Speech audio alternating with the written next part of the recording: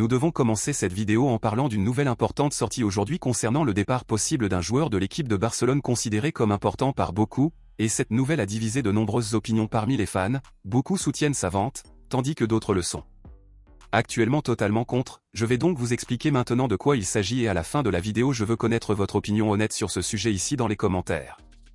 Aujourd'hui, il a été confirmé que le directeur sportif de la Juventus avait contacté le directeur sportif de Barcelone, et que le club italien aurait fait une première offre pour un joueur qui s'est beaucoup distingué lors des derniers matchs, qui dans ce cas est notre attaquant Ferran Torres. La Juventus meurt d'envie d'acheter Ferran Torres pour le moment, mais étant donné les bonnes performances du joueur lors des derniers matchs, je pense qu'il est peu probable que Barcelone veuille le vendre, et en plus, Hansi Flick a déclaré qu'il avait l'intention de réaliser la meilleure version de Ferran Torres cette saison. Donc pour ceux qui veulent toujours que Barcelone le vende, à ce stade, il y a peu de chances que cela se produise, mais cela n'est pas totalement exclu et un grand revirement pourrait encore se produire.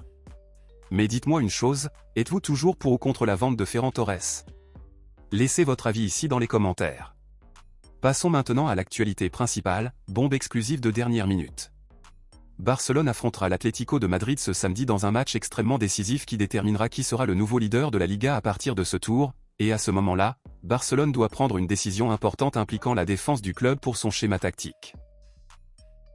Il s'avère que lors du match contre le Ghané, Barcelone a utilisé Eric Garcia et Íñigo Martínez comme défenseurs titulaires, et à la fin de la seconde mi-temps, ils ont remplacé Eric Garcia par Pau Cubarsí. Cependant, celui que nous attendions pour ce match n'était pas le titulaire et n'est pas entré en jeu ensuite, c'était notre défenseur Ronald Araujo.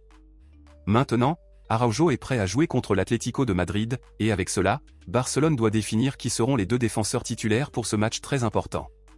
Compte tenu de cela, selon vous, entre Pau Cubarsí, Íñigo Martínez, Eric Garcia et Ronald Araujo, qui devraient selon vous être les deux défenseurs titulaires de Barcelone pour ce match contre l'Atlético de Madrid?